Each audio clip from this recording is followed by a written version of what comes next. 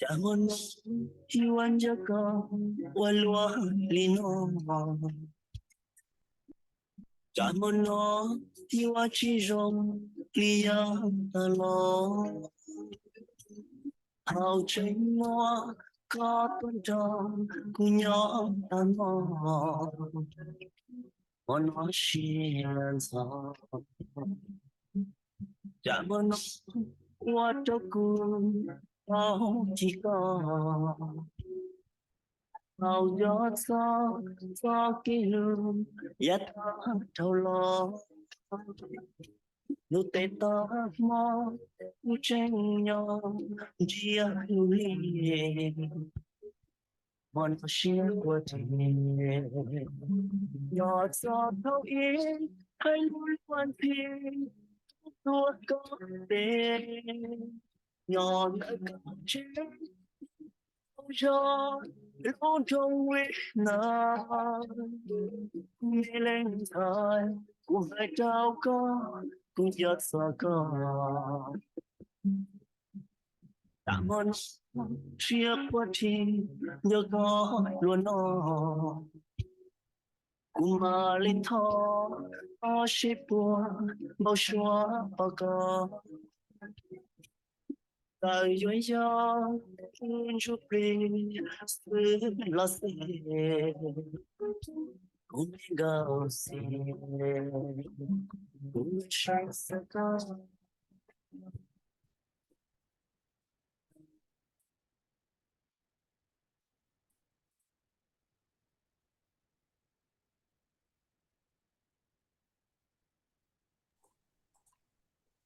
nhớ rong say trong này gì cái tên cha cho mỏ thì chua cho nhớ tao vào tao chơi là cho nhớ tao hậu lử là ta tao cha chơi dùng mỏ hậu lử là dùng mỏ thì là cái liền à rong xe tao tuần chi này tao sắp qua chua nó giờ lúc ý lý thì có chua trong ông phản ứng có bé giờ lúc thì plau là Thursday để cho cái của hậu lử chia sẻ thì này trong cái tên cha trong môn chua sau đó nhớ tao luôn trong Minneapolis theo luôn trong theo cho lử họ chơi tham chơi nhau trong khu metropolitan area nó yon chi cái nó cái nhà rong nu là in nu law snow là law đào B2B law na mò law là thì chỉ law in nu đi nó law chẳng nó chẳng chỉ law tu thiệt cái sự lần chi cái nó cái nhà rong thiệt cho chơi là xóa xì Columbia hùa mai có sinh ya u họ lử nhau luôn trong Minneapolis họ lử chơi u họ lử hùa neighborhood community relations department của ya tu sử chơi luôn trong Minneapolis nhớ đó số thông chùa nào họ program là kỹ sĩ thà nhớ số chùa nào của luôn trong Minneapolis cái phong yun cho WIXK ý chí cho sum AM thì là phát hiện lúc sau nhớ đó trong Saint Paul lúc này inu chân chân hàng của tôi đó số chùa nào tôi là nên sợ sĩ thà bây giờ sĩ thà cho tu thâu cho tu chẳng sự họ luôn trong Minneapolis là do tu police chief nhớ đó họ Minneapolis Police Department anh ấy tu và qua chú sinh chẳng chấp lời vì thì ta sẽ biết ta đó sĩ tờ chú ý thiết chỉ có hạt cái public safety là cái nó có học phụ đó số làm mấy sinh nó nhiều yếu mù đi trả lời lúc này là giá tổng tiền nó họ luôn trong Minneapolis thế làm mấy sinh thì lý nhỏ nhà sinh thì lý sợ đời thì lý nhỏ sọ xia này và cho đó này cháu nhiều gì thì này cháu tao giá ta đâu là tao tôi số hội chọn cho cụ cùng sĩ thà là chỉ thọ này chú trọng là rộng là cụ sĩ thà bé sĩ thà một cái cho thầu bé mong gì cái bé yếu sọ cái sĩ thà là thêm bà bé chính yếu mù sai cho họ này theo vì tiền nu nó rồi thâu chữ và tôi chẳng xử luôn trong Minneapolis nếu mua ít họ cái sĩ thà in trung trang được bé học program nó là cái sĩ thà số hội chọn nó nên cháu nhiều gì thì từ xa hồ sơ tông đó cụ sĩ thà là tàu trâu i o bé o xa o i bé xuân trâu i o bé o xa o i bé xuân có tôi sơ tông để đùa ní text của là tàu lúc xưa nó bé sĩ thà số hội chọn nó ní text này cho luôn lúc của là tàu họ tàu cá bé sĩ thà ta ní khu đó của là tàu này tôi chỉ thì thà cho tôi chẳng xử thì cái nó có họ hồ lông trong mình à bớt thì xử lý xử lý cái trả chế lo cái của họ lựa lo cái yêu của ilu là lùa lo nhá luôn trong mình à bớt出杂出呀你呀的họ từ chỉ tao thì sao bằng gì nên họ chỉ bằng là hồ đó của là tàu họ giờ thì nên họ bao loạn kỹ là nên hồ bao ý là tàu nè cái số hóa chùa thì lúc nào cũng mua Chief Brian O'Hara theo tụi mua nhiều mi ya tôi chạy lùi số hóa chùa nó cái của yo khi lúc trong sĩ thản nó số hóa chùa nó mà ya ít cho kỹ sĩ thản sĩ bao lù lo tao lúc trong Minneapolis ผู้ตัวจะไปเสียงยาลุ่นตรงนี้plus เตยาวเนี่ยจะคือตีนจ้าไปจะคือตีนจันจ้าเนี่ยชั้นดอกลุ่นตรงนี้plus ละเตยาลุ่นผู้จึงจงผู้ตัวเนี่ยฉลาดเทียแต่สิจะลุ่นนะยาจะตัวเจ้าจัวหายเจ้าจงตัวจะคือตีนจ้าเนี่ยลุ่นตรงนี้plus อย่างในทุ่งนอลิกุติถาเลยไปถาจะ public safety แล้วเกี่ยนข้าเขาผู้ตัวโชว์เราไม่ไปเสียงตัวกองผู้โชว์ผู้ตัวน่ะย่อตัวเท่าชื่อเลยเท่าจ้าBrian O'Hara 要读手机要读这事要录中 Minneapolis 录车我好录要录 Minneapolis Police Department welcome to Chief O'Hara to Hmong Radio WIXK please introduce yourself and if you could please let us know you've been in your position as the leader of the police department since November 7, 2022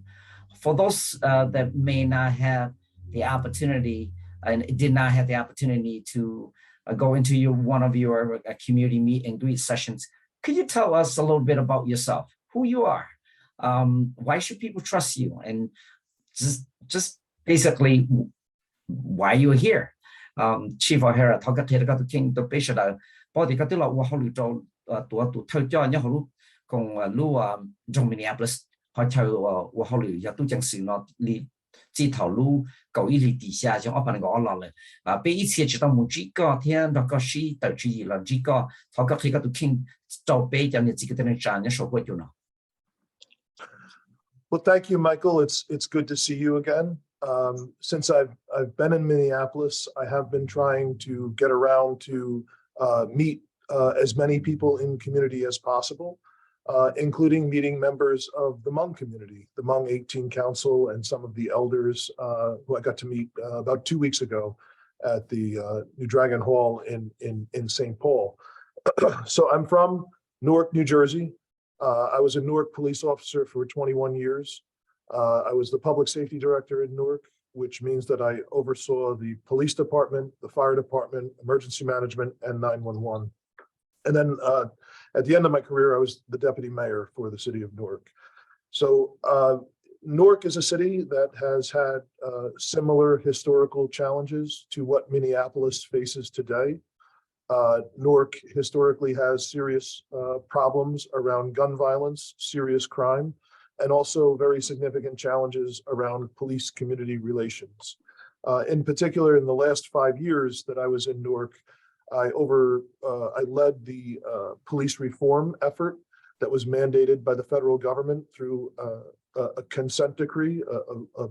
federal mandate to reform the police department, which is something similar that Minneapolis expects to see over the next year or so. So I think the experiences that I've had throughout my career in a similarly situated city have made me uniquely qualified for the work that needs to be done in Minneapolis, the work to make people safer, make fewer victims of serious crime, and make sure all people feel that they can trust the police department in Minneapolis. So specific to Hmong community, what we came out of that last meeting, we're going to be working towards implementing an MOU between the police chief and Hmong community elders, as well as reinstituting a police community public safety academy specific for Hmong communities. So those are some of the things that we've been working on here. Nó theo ở châu Michael có tao là một giờ cứ tôi nói này tôi sẽ thả đâu nó theo mỗi lần hành nó cũng mua lúc sợ cho nhưng muốn trí giờ làm mấy bé sinh xuống sau từ theo cũng tao lúc trong sợ cho nhưng muốn trí cho đồ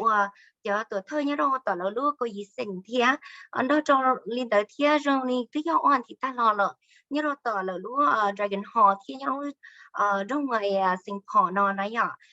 mất thà là mua nó của hai tia của cho họ lựa nó của những tàu là tôi đang gọi ít chồng lợi lần chạy lúc sau đó của cứ là một tia tua chắc cái tia có mấy cái nhà sinh tia như nó hậu lợi cho tua luật tờ lô lấy cho tia như nó rồi khỏi tia mất sản sinh chỉnh lô lấy cho tia này một tia này nhở như nó tận tới tia chỉ của là một chắc cái cỡ tia thì họ lựa cho nó thế này nhỏ chị muốn chứ là một hai chị cứ qua lưỡi nó tận New York thế nhỏ thì nhớ đâu tỏ cũng mua hay là mua tiền tao chỉ chúng ta là nó là muốn tao giả xí sự thía và hay cho nó của tề đây nữa của tao nhá tao lui rõ tao là rồi ta chỉ nó thía của bỏ tao hay tiền muốn tao giả tao thầu đó trồng phứ luôn tao là mua chỉ kho ít quá như là mua ba là mua tiền cho kia cho túc tiền sử nhá họcไปluôn trong đó là giờ tiềnไปlui rõ đó của khu tao là mộtตัวthía mới cho phèn cho nó khó nó thía giả đây nữa nó khu trong xã trong giả sĩ sử đó cho luôn trong Minneapolis nó thía ai cho nên đi lên đó cũng tranh tài tiền cũng có cái hơi tuấn anh của mua bình sự mua luôn lại chỉ thía mua giả ấyว่าtàu để tới đây nó thía có chân chính sai á cóว่าtiền có xíu cái专业thía cái có xong một cái bác sĩ họ luôn trong Minneapolis có cho nên cho tụ mua ta cái nhà sinh thía có chỉ xong một cái nên cho cái chỉ sợ là một đôi tay giả rồi nó thía ấy hay nó cho rồi nó bên lúc trong sĩ thản đó rồi giống mong truy sinh cha hay thay đổi này hay tiền bây cuối tuần là một chỉ cha ít họ MOU thía giờ nhớron đợi giờ họ bây và cái chia sẻ hay tiền bây giờ là mùa ba rồi hay nên mong thía có mua tay cái chỉ cha có mua tay cái xin chân xia mua tay cái chỉ cho rồng nhớron trong nó thía ấy bây giờ là mùa ba chỉ cha bây giờ cái ba chuột cho hay nên mong thía. Chief O'Hara, you already talked a little bit about it. Share with us your experience in meeting the Hmong elders and leaders on November 7th, 2 weeks ago. How does it feel knowing that the Hmong community have these elders and leaders that are committed to work with you? What does that feel like for you? Chief O'Hara, ถามจริงๆใช่ว่าทุกวันที่ชาญอยู่บนทะเลวันที่เราคันจีนมุ่งจะถึงจ่อใช่ก็ในก็ภาษาละยาที่ก็เขาปอตัวเตียกี้ต่อเก็บพงยืนต่อมุ่ง community ต่อจะถึงจ่อในโรงเรียน So I come from a very diverse city, and the state of New Jersey is probably the most diverse state in the country. But I had never experienced anything like the meeting that I had with Hmong community elders, and it was very powerful and very impactful for me. It was, you know, the thing personally that was so striking to me is just meeting so many elders who emigrated to the United States after fighting for freedom on behalf of the United States during the Vietnam War in Laos and other places. So that was personally very impactful to me, and just the incredible sense of pride that so many, and thanks and thankfulness, gratefulness that so many elders had for the United States after, you know, having put their lives on the line for us. So that was very strong, and just overall, it's very striking to me how much respect that there is in Hmong community, and it's so important to have community that's structured like that, because that enables us to have a stronger impact on public safety, on keeping people safe. Because obviously it's not just police that are able to prevent crime and solve crime. We need the cooperation and help and assistance of our community. And surely when you have community that's so active and so strong as the Hmong community,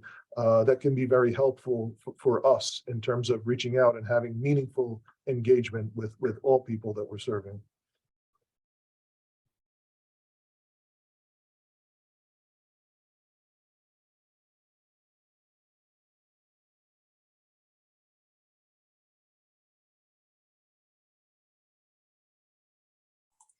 Naomi, you are muted.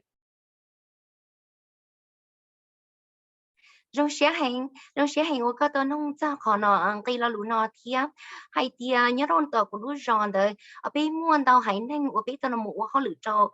như vậy thì bên nhớ rong tàu New Jersey đời thì chỉ cứ chỉ tông khoai mua đuôi ít rau sát thân trong này nó đuôi lì thiếp rong xé hành của mua hành nên mong thiếp cho lâu nên rồi chạy đời hành nên mong nó cứ cho ý khó của bỏ tàu hay tia cứ cho khó tiền đời của tụi khen kia của bỏ tàu hay tia mỗi chân nên lâu sẽ chạy tạ của trâu hay nên mong của nó cứ cho ý khó rong chỉ ta nên tới tia là một bỏ tàu hay tia lấy cho ý cho nên tao cho tôi nhớ đâu tới chờ thì nó và lỡ tao là một tia actually là muốn đó là tôi cho nhớ đó tỏ thì tôi cho thia tới giờ rồi nó hoặc là tôi cho nhớ đó họ thia là họ là muốn cho tôi cho nhớ đó tới chăm cả nó tôi là muốn cho nhớ đó tờ Việt Nam là một rồi tờ tới chấm lo thia giờ chơi cũ nhưng mua đâu giờ của thia rong xe hàng rong xe shop lầu mua cho nâng lầu nó nhớ đó lúc tới chăm cả nó thia hoặc là mua là tới xe và tôi cho tới giờ thì nó hoặc là mua cho là tới xe tới cho đến xa là một bảo tôi cho nó luôn là biết thêm một cái thì và hồi sinh luôn thêm một cái gì pen ấy cũng trong xe hàng thia tuần tí thia cũng có tao khoa hay thì hay nên mong là mua cho là do thì cho lâu nên hoặc là mua cái lui giấy mua thia là sai của tả lý lui xả sinh xe ấy cũng khoa thia là một điều cho hay nên mong chế nên mong cho lên sự tự cho nhau nó đời thì ấy cũng trong xe hàng hay thì hay nên mong nếu mua cái chỉ ra thì cái ba chỗ lên nó vì hay thì cái ôi giờ là mua thì là mua ba ý cái thông mua thì cái quá chi tiền từ như rồi cho làm mấy bên sinh lên sự tự chứ hay cho tự chính sự thì chỉ yêu tàu mua cái cầm tiền ra cho nó lui ra yêu thọ cái ba cái chỗ chuột tàu thì giờ rồi nó ấy thì thì giờ có chỗ tận đây là mua chỉ trả theo giờ là một ba tàu về cho làm mấy bên sinh nhau họ bên luôn trong. Chief O'Hara, thank you so much for acknowledging the sacrifices of our Hmong veterans who fought for the United States during the Vietnam War. You have been serving as the chief of police now for a little more than 2 months. What have been your biggest challenges and or lessons that you learned from in this short time, and a native of New Jersey and now here in the city of Minneapolis? Cái tiêu của cho họ luyện nó chief cái tiêu của họ cho họ luyện nó tao li cha mình mấy li all li đó là cho và cái bảo tao thì cho họ luyện và tao trâu xía và thì họ còn họ bảo thì cỡ tao làm được cái là một sự chế tu thâu tu chính sự nhân trong Minneapolis nó họ cái tham gia cái đó. So as much as there are many similarities with the larger issues around serious crime, violence, and also building trust with community, there's many differences here. There's cultural differences with how the city government operates here. There's cultural differences with how the police department operates and how the two operate together. And so that is always a challenge for me every day. Because there are structural things in place that make reform, that make fighting crime, that make recruiting, that make all of these important things more difficult. So that is a challenge. It's identifying barriers in the way of us accomplishing our mission and being able to figure out ways to remove some of those barriers to help bridge the gaps and bring the department where people want it to be. The other challenge is it just simply takes time. We need to shift the culture of the Minneapolis Police Department. We need the police department to be able to rebuild and grow and get better. But it is certainly a challenge, and it is something that won't happen overnight. I think many of the problems that we've gotten into, we have some of the highest levels of crime that the city has seen in a generation, in more than 20 years. At the same time, we have some of the lowest level of police officers in decades. So it's a challenge to figure out ways on how to reduce crime and rebuild the police department in a way that community wants to see it. But I think it's important for people to remember that we didn't get into this situation overnight, and so we're not going to get out of it overnight. But those are the largest challenges: identifying, keeping the mission in focus, and identifying the barriers that are in the way of addressing gaps between where we are today and where we want to be. But I do feel confident that over the next, a year from now, 2 years from now, 3 years from now, I will be able to, the people of this city will be able to say that they feel safer, that there are fewer victims of crime, and that they can have more faith in the Minneapolis Police Department. Li nó thia hay cho nó ua chỉ tên mình ua là một chỗ chuột cho tới giờ rồi nó nếu muốn ăn tao giả ua là một nhua lấy giờ tiền muốn ăn tao giả ua cú giờ khơi nhua cho cú cho lú lú lử nó thia muốn nó thả hay cho nó ua lấy tiền tới giờ tiền có cho xía lử hay nên lấy giờ tiền làm được lử cái lấy cái chạy tới giờ rồi nó thia cú một chỗ chuộtส่วนสีเที่ยเราโมโจจะนั่งอัวเขาหรือเขาเดียเจ้าหน้าที่เนี่ยเราไปรู้กองการเนาะหรอกูเยอะคอหายใจเนาะขอสัตว์เส้นอัวจะเชื่อสัญญาเราไปรู้ละไปรู้ห้องการเนาะนะเที่ยหยอเมื่อนั้นเราใหญ่ก็เราโมจวดชัวเที่ยเบียเที่ยเลยเก่งอ้วนเท่าเราเลยเที่ยใหญ่เที่ยอยู่เราโมหลงคอที่ใหญ่เลยเนาะเที่ยแต่ชีเราโมหายใจเนาะว่าเที่ยจะชัวเที่ยนู้ว่าเที่ยเมื่อเราใหญ่หายใจเนาะจะเต้นหนึ่งโลแล้วก็จะเก็บขอชีโลเก็บชิ้นเราชิ้นตัวเราที่ใหญ่เลยnó chỉ cứ bỏ tay tiền cứ chơi khơi nhua thiệt là một trò tiền cho cái tiền vừa đi trả thì nó một cái thì thay nhá nó phải lung tung phải lui ròng là một ra tiền vừa là một cái nào đi trả thì tao nên là một trò phải ô lử thiệt là một trò tiền rồi nó thiệt thì muốn ăn đâu giờ cho nó một chửa chuột tan trò thì gì muốn là hãy chơi chỉ lúc học thiệt chỉ khó chính cha bây giờ chỉ tao là một tiền thiệt cả tao tiềnเขาเต้นหนึ่งยี่ห้อเขาตื้อเลยยาตีลูกเขาโปยเขาตื้อเที่ยไอ้ยาตีทนแต่ไปปอดตัวเดียจะเต้นหนึ่งยี่ริจาเลยไปโยริจาไอ้ยาตีก็ทับปูตีอันยัวแล้วยาตีทับปูตีอันนอนดมูชินจูนได้เดี๋ยวไปลูกหอบเที่ยเที่ยไปโยริจาเลยมูฉีกคอเจ้าเลยเตียนเที่ยจะเที่ยแสงเต๋อชี้ยี่แล้วมูป้ากับตัวรู้ใจรู้ชอบป้ากับตัวเล่นสตูกับช่องมัวเก๋ขอชีที่อยากเรียนนอนแล้วไปกู้มัวจะละมูสาเที่ยคุณจังตัวไทยเตียนี่ก็ชิชะเหอเดียเที่ยthôi dạ như chỉ giờ thì chỉ nó sẽ thay kỳ nữa rồi vì hai tiếng lúc sau cha nhung quân thâu là lần đây là kia thôi dạ tất cả lòng bầu nếu có chỉ sao kia mỗi lần một hay nó hay cho nó thì cho tới mình lấy giờ thì cái khó xí tao nó một chỉ nó cứ giờ thì khó xí chấp lời tới giờ xí chấp lên được đừng ở trong nhà ta là một nó hay cho ta nó thi ở giờ là một thì ở hồ lửa họ bên luôn trong nó có trong tao nhà ta nó là giờ thì nó do cho nó tôi chính sự cho nên u họ lựa bên trong do cho nên u chỉ mua kia đi là mà cũng hay kia giờ là một trong nó thiết gì cứ chắc cân gầu lỡ mua phạt cho có lấy dùng giá ta lọ cho ta xin nó là một hai giờ tia rồi nó cũng chẳng tao hay tia giờ thì mua cái chuột nó là cũng vào thiết chế tiền này cái chế hơi cho nhưng lúc sau hơi này họ chỉnh chỉnh cứ vào thiết chế hay tia dùng mua cái chỉ kho nhớ rồi biết lúc công cáo họ lựa thiêm dùng mua cái là tiền bộ ship bát cái ship sau thiêm mua cái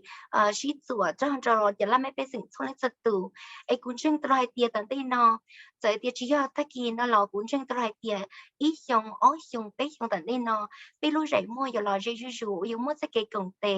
hoặc là làm mấy cáiสิ่งเลยอยู่hay tia cũng nhớ lúc trong nó cũng chín chai lấy giờ tia chỉ mua cái quả xí lợi tia ấy thì giờ rồi nó cũng giờ ít kho lấy giờ tia giờ ít câu chuột lấy giờ tụ bơ sủa ở cũng xả nó một chỉ cha.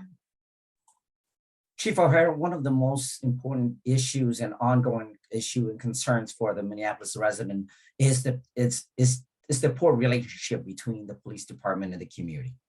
Rebuilding the public trust is no easy task. You are coming in not just an outsider or a new resident to Minneapolis, but also to the state of Minnesota. And in the plus 20 years that you work at Newark Police Department, did you face similar situation of loss in public trust with the police department? And if you did, how did you help facilitate those changes with both officers and the community?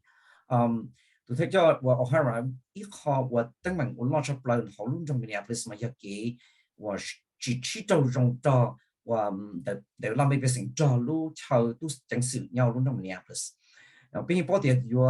tôi cả lớp bị sản tranh thiết cho cái mua cho cái chiến tranh xe là những cái khó chỉ dùng gì đi có những tôi lo săn đầu lo chỉ là để lo cho họ Minneapolis thì tôi săn đầu lo thì có chừng lo trong lúc sinh Minnesota thì tôi lo săn đầu lo 我哋而家都會到能夠地向一路到 Newark Police Department 啦，我哋咁到冇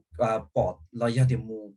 做啲可抽中嘅咯，話那邊被城市冇見正線咗都正少，有啲嗰啲冇做experience 啦，有啲嗰啲佢冇抽就抽中咗啦，我哋講談住先，講下咗幾。thật cho ấy có họ ba chú là mình bị sinh kia luôn trong cho tu chân sự là sĩ gì nó họ dùng trả lời trả ta thôi. So for most of my career as a Newark police officer, the city had terrible relationships, a lack of relationship with many people in community. Newark's reputation, even nationally, is largely defined by an uprising that happened 54 years ago in response to a cab driver being arrested and beaten by Newark police officers. And so after that, 26 people were murdered in the uprising that happened, and hundreds of people were injured. And there were just, even while I was a police officer, there were still just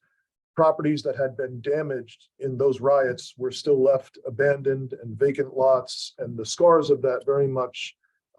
real for most of my life and most of my career. So when I began getting involved in the reform effort in Newark, I was the person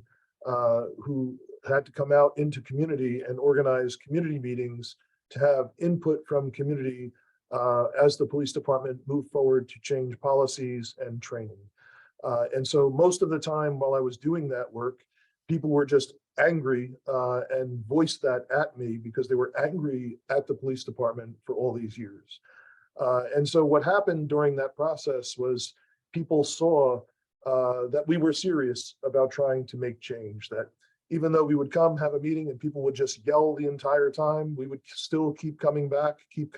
and people began to learn that we were serious about making change. And so today, after living through that, where so many people had been protesting the police for much of their lives or just hated the police, many of those people became allies to the police department and advocates for individual police officers to have healthier working conditions and better time off and better training and those sorts of things. So what I learned from that is simply engaging and bringing people in and giving people a voice is very significant. And that can help heal a lot of old wounds that linger because of bad things that happened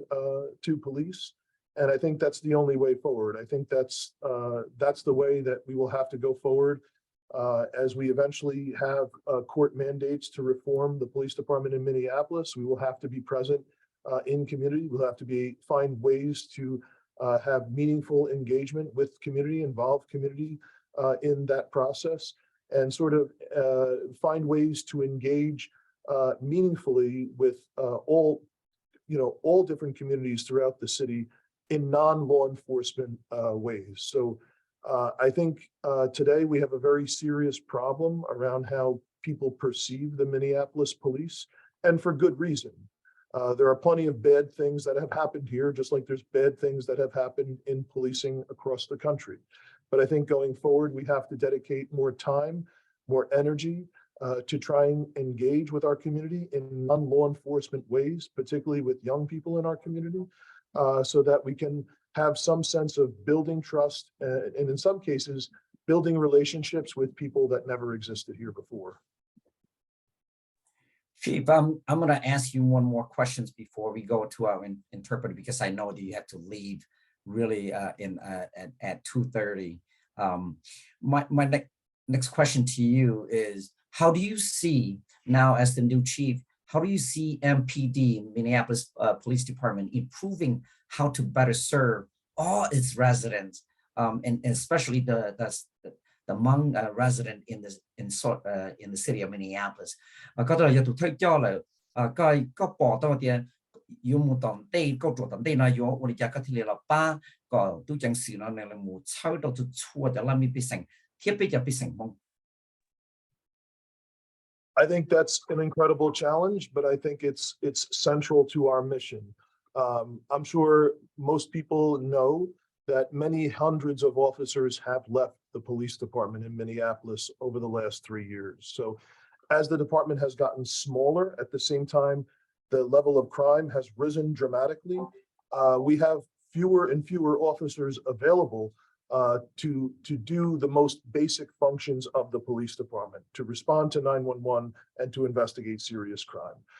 So that being said, we still have to find ways to engage meaningfully with all people in community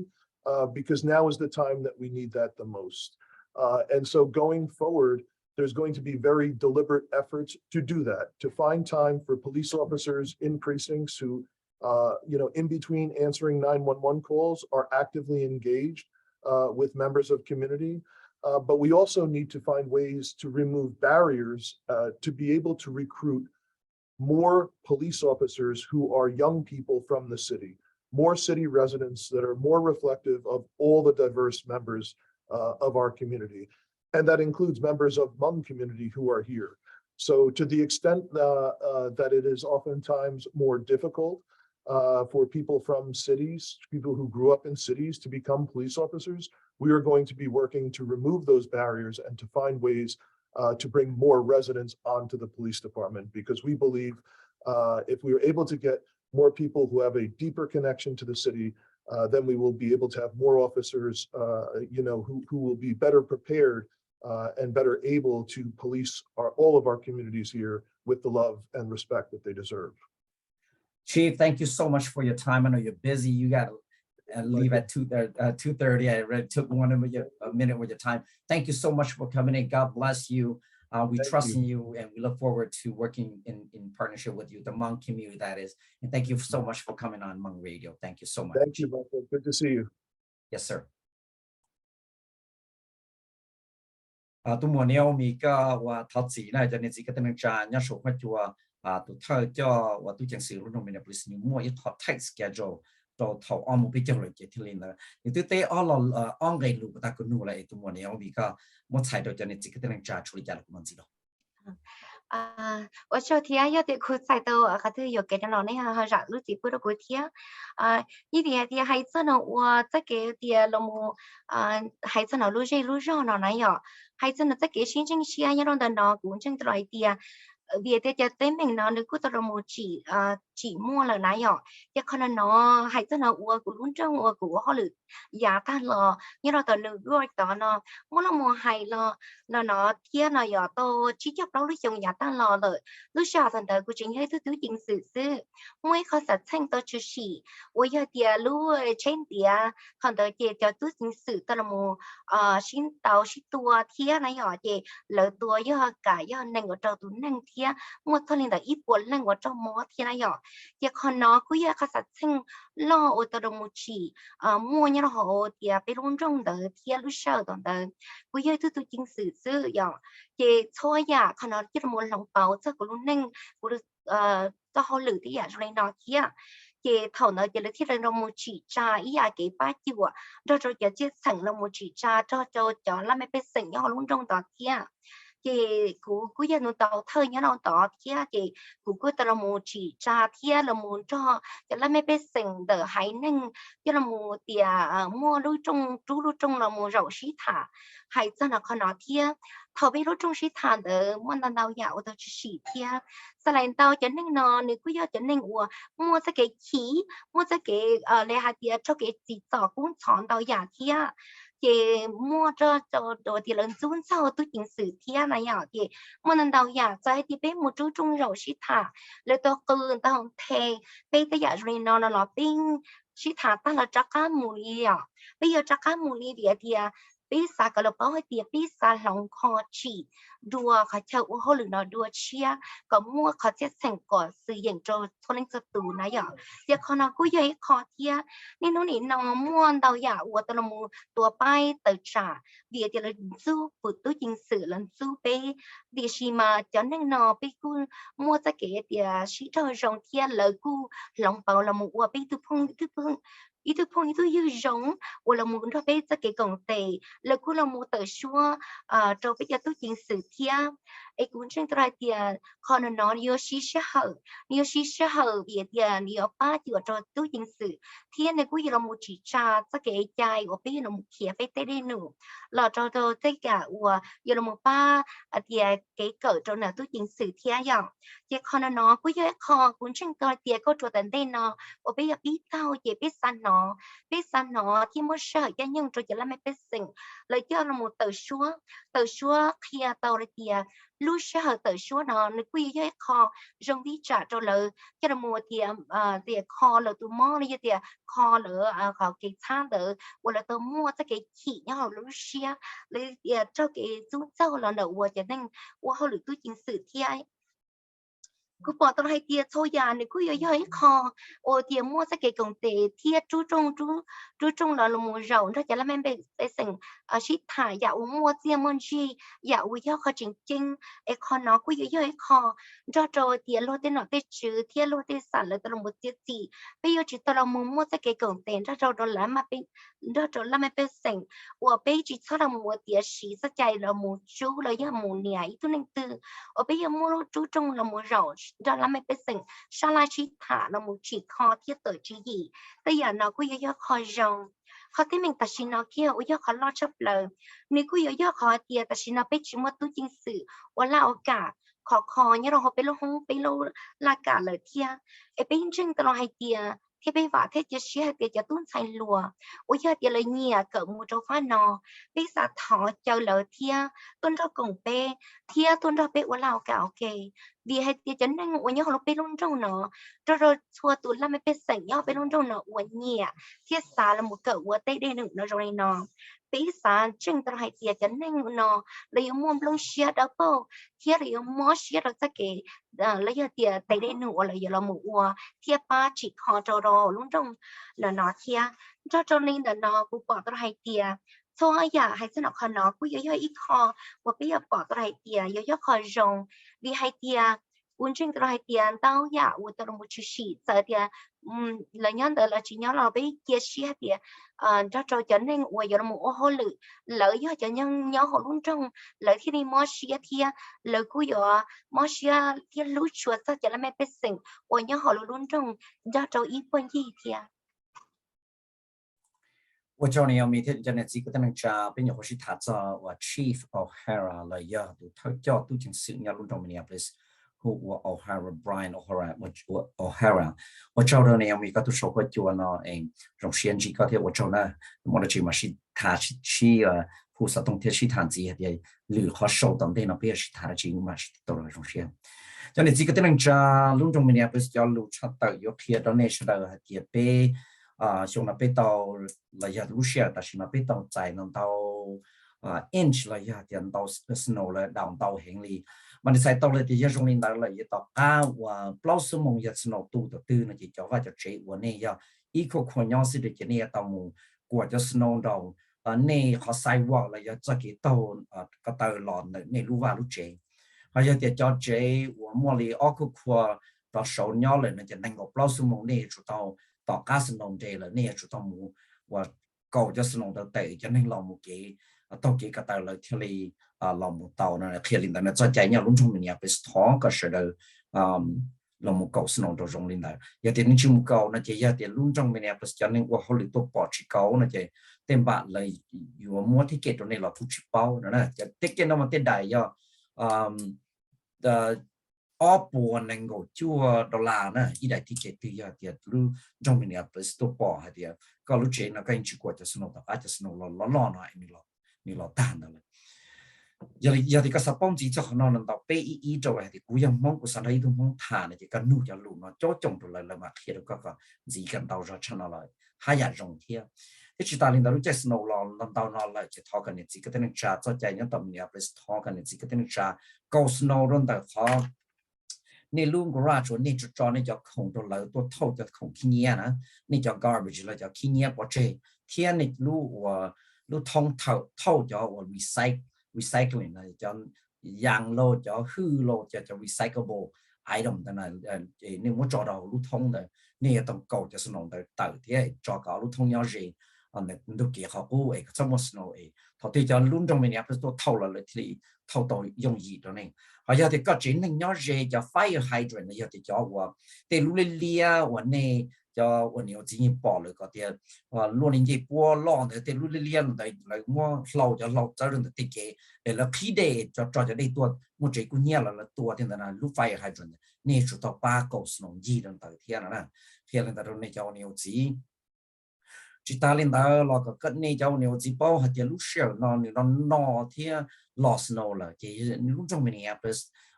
xã kia đó này chỉ cái tên trả thì có chúng lúc chơi có trả này chỉ có trả có tôi sửa xí chấp lại đi có lúc chơi này thì chỉ đây là thì li chìm lúa thì li hoa chỉ bông cá kê là gì thì chìm lúa đó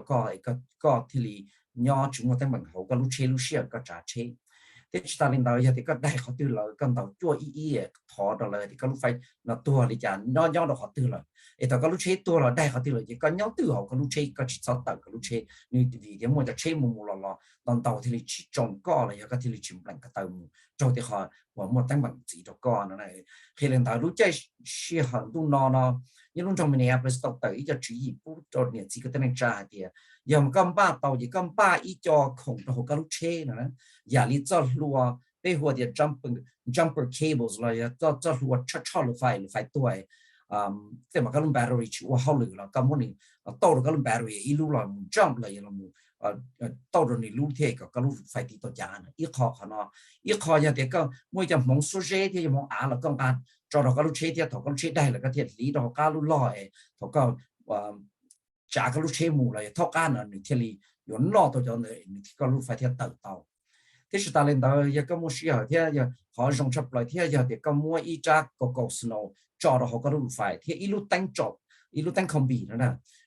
còn ai lúc tăng không bị ba đầu đủ phải ba ít đại bà có tàu vỏ rồi có tụ kinh giờ thì lúc sữa có đủ phải tuổi tàu mua tôi chủ con á là giờ thì chỉ cho sọ cho họ có lúc chơi chúng ta lên đó ba ít ở bồng đây họ có thể tàu họ thế giờ cũng nó cho cũng nó lý cái nó chọn cho cái chủ ba cho họ và cái lúc phải cho mình cái gì non perishable snacks nó để đầu tiên thì cái lúc phải họ chỉ là hai giờ trong thì xin đại họ tiềnตัวhọ từ nhỏ đây rồi chỉ muốn tôi cho có là có thể mua chỉ cho sọ có thể mua đây nó họ có thể mua lúc tăng cho có xí nó cho nó ít họ chỉnh chỉnh chụp rồi khi họ chỉnh chỉnh hẹn mà họ có tàu tại mua họ từ nó chỉ có số một sát cho có lúc phải một cho một bù này giờ họ nói giờ họ chỉnh chỉnh hành động lúc xưa họ lost no lo đó thì trái chỉ có một thì có lúc chơi họ tôi chỉ một cho giàu thì tiền kỳ lúc bán tròn như thế đây là họ nói kia lên đó này giàu nhiều gì tại họ luôn trong Minneapolis là họ Minnesota Department of Health là tàu chặt tại thiệt đó này chỉ có tên tra thì tại sao giờ rộng số thái hoặc là bùi cho test hoặc cái cho là qua họ dự chế này thì mua lại cho ship trong tụ cam COVID giờ họ thiệt đó này giàu nhiều gì nên sao bao nó chỉ nên hụt tụ sao tông 800 number nào tụi gì pp plau pe awesome chipe gì pp plau pe awesome chipe thiệt là đó này giàu nhiều gì cái này sẽ là chỉ cái nó cái nhau rong Lucia nó hành lợi thì có sẽ là sai sửa tụ khen thiệt sai sửa thì và thì chỉ thì nó mua snow mua đào mua tê lò là chỉ trả chế là mà trả chế thì chỉ mua cái yếu cái chế chừng tàu sinh trâu thiệt bây giờ nhung chỉ tàu được nó chỉ cũng thả lên nó lụt chặt được cho nên chỉ sẽ là để cho họ từ nên họ sẽ bón gì là chỉ nên họ sẽต้องđược trâu IOP ở xa ở gì bé chua trâu IOP ở xa ở gì bé sung trâu IOP ở xa ở gì bé sung lúc bây giờ mấy cái sinh ra của họ luyện nhà trong Minneapolis lúc sau của họ luyện của neighborhood community relations department của họ tụi sẽ chế bị ông hông blog comment thế cả rồi thế cho giá là để thọ cái này cho nhiều gì chỉ cái nó cái nhau rong sẽ là xin chỉ đùa liền nghe lý do xin chỉ đùa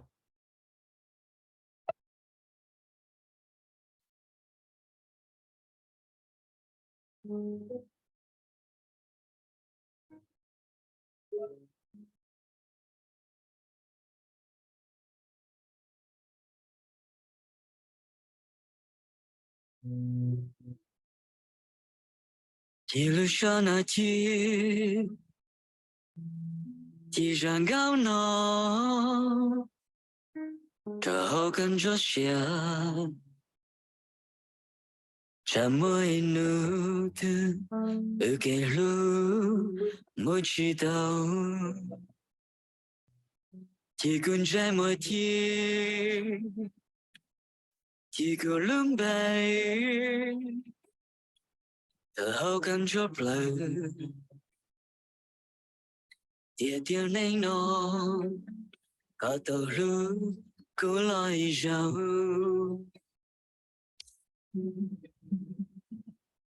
câu lại yêu thơ cá chi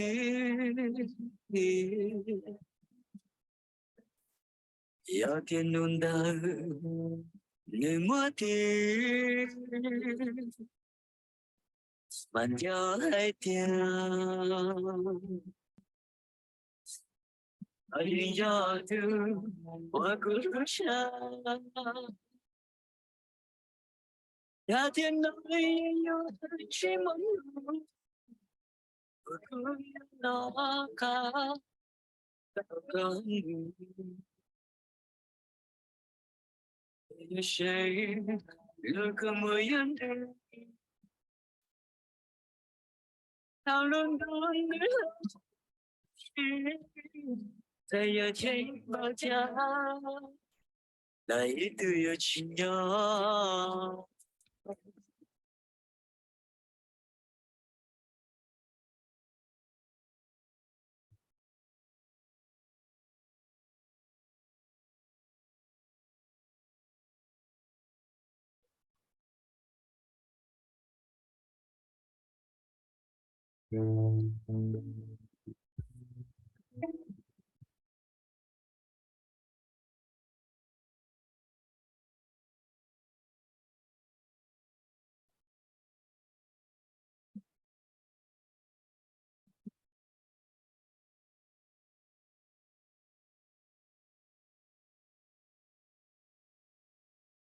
anh nhỏ thương qua cửa xa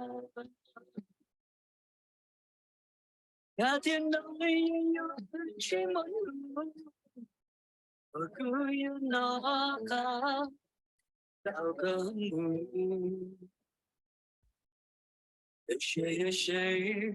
lừa cơ mưa yên